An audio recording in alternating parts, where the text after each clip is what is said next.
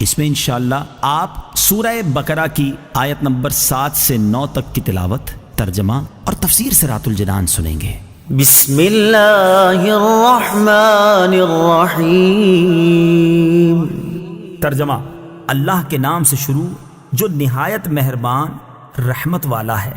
ختم اللہ علی قلوبہم وعلی سمعہم وعلی ابصارہم غشاوہ وَلَهُمْ عَذَابٌ عَظِيمٌ۔ ترجمہ: اللہ نے ان کے دلوں پر اور ان کے کانوں پر مہر لگا دی ہے، اور ان کی آنکھوں پر پردہ پڑا ہوا ہے، اور ان کے لیے بہت بڑا عذاب ہے۔ ختم اللہ، اللہ نے مہر لگا دی۔ تفسیر صراط الجنان میں ہے، ارشاد فرمایا کہ ان کافروں کا ایمان سے محروم رہنے کا سبب یہ ہے کہ اللہ تعالیٰ نے ان کے دلوں اور کانوں پر مہر لگا دی ہے، جس کی بنا پر یہ حق سمجھ سکتے ہیں، نہ حق سن سکتے ہیں، اور نہ ہی اس سے نفع اٹھا سکتے ہیں، اور ان کی آنکھوں پر پردہ پڑا ہوا ہے، جس کی وجہ سے یہ اللہ تعالیٰ کی آیات اور اس کی وحدانیت کے دلائل دیکھ نہیں سکتے، اور ان کے لیے آخرت میں بہت بڑا عذاب ہے۔ بعض کافر ایمان سے محروم کیوں رہے؟ یہاں یہ بات یاد رکھیں کہ جو کافر ایمان سے محروم رہے ان پر ہدایت کی راہیں شروع سے بند نہ تھیں، ورنہ تو وہ اس بات کا بہانہ بنا سکتے تھے، بلکہ اصل یہ ہے کہ ان کے کفر و عناد، سرکشی و بے دینی، حق کی مخالفت اور انبیاء کرام علیہ الصلوۃ والسلام سے عداوت کے انجام کے طور پر ان کے دلوں اور کانوں پر مہر لگی اور آنکھوں پر پردے پڑ گئے۔ یہ ایسے ہی ہے جیسے کوئی شخص طبیب کی مخالفت کرے اور زہر قاتل کھا لے اور اس کے لیے دوا فائدہ مند نہ رہے، اور طبیب کہہ دے کہ اب یہ تندرست نہیں ہو سکتا، تو حقیقت میں اس حال تک پہنچانے میں اس آدمی کی اپنی کرتوتوں کا ہاتھ ہے، نہ کہ طبیب کے کہنے کا، لہٰذا وہ خود ہی ملامت کا مستحق ہے، طبیب پر اعتراض نہیں کر سکتا۔ وَمِنَ النَّاسِ مَن يَقُولُ آمَنَّا بِاللَّهِ وَبِالْيَوْمِ الْآخِرِ وَمَا هُمْ بِمُؤْمِنِينَ۔ ترجمہ: اور کچھ لوگ کہتے ہیں کہ ہم اللہ پر اور آخرت کے دن پر ایمان لے آئے ہیں، حالانکہ وہ ایمان والے نہیں ہیں۔ وَمِنَ النَّاسِ مَن يَقُولُ، اور کچھ لوگ کہتے ہیں۔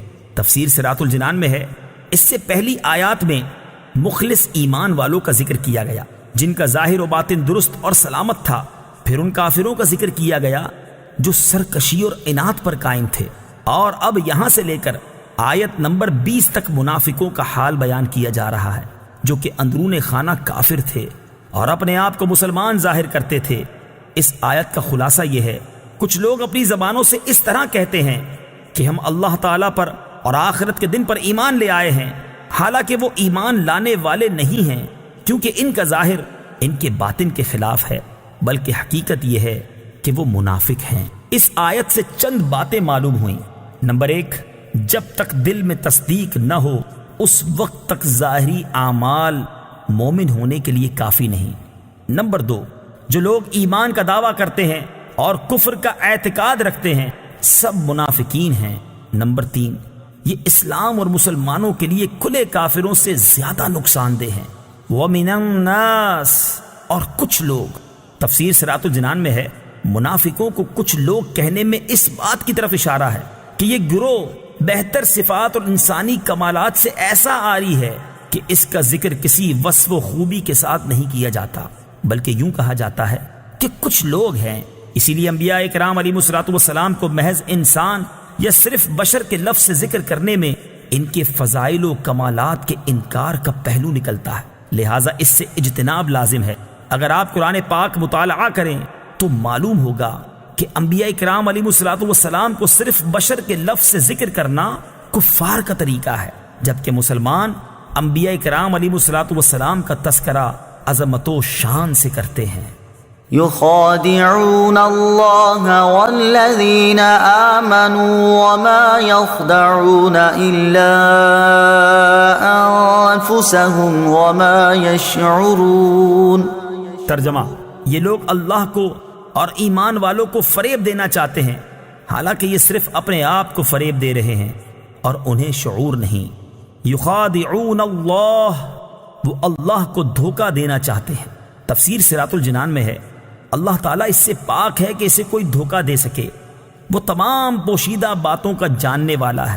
یہاں مراد یہ ہے کہ منافقوں کے طرز عمل سے یوں لگتا ہے کہ وہ خدا کو فریب دینا چاہتے ہیں، یا یہ کہ خدا کو فریب دینا یہی ہے کہ وہ رسول اللہ صلی اللہ تعالیٰ علیہ وسلم کو دھوکہ دینا چاہتے ہیں، کیونکہ حضور پرنور صلی اللہ تعالیٰ علیہ وسلم اللہ تعالیٰ کے نائب اور خلیفہ ہیں، اور انہیں دھوکہ دینے کی کوشش گویا خدا کو دھوکہ دینے کی طرح ہے۔ لیکن چونکہ اللہ تعالیٰ نے اپنے حبیب صلی اللہ تعالیٰ علیہ وسلم کو منافقین کے اندرونی کفر پر مطلع فرمایا، تو یوں ان بے دینوں کا فریب نہ خدا پر چلے، نہ رسول پر، اور نہ مومنین پر، بلکہ در حقیقت وہ اپنی جانوں کو فریب دے رہے ہیں، اور یہ ایسے غافل ہیں کہ انہیں اس چیز کا شعور ہی نہیں۔ ظاہر و باطن کا تضاد بہت بڑا عیب ہے۔ اس آیت سے معلوم ہوا کہ ظاہر و باطن کا تضاد بہت بڑا عیب ہے۔ یہ منافقت ایمان کے اندر ہو تو سب سے بدتر ہے، اور اگر عمل میں ہو تو ایمان میں منافقت سے تو کمتر ہے، لیکن فی نفس ہی سخت خبیث ہے۔ جس آدمی کے قول و فعل اور ظاہر و باطن میں تضاد ہوگا تو لوگوں کی نظر میں وہ سخت قابل نفرت ہوگا۔ ایمان میں منافقت مخصوص لوگوں میں پائی جاتی ہے، جبکہ عملی منافقت ہر سطح کے لوگوں میں پائی جا سکتی ہے۔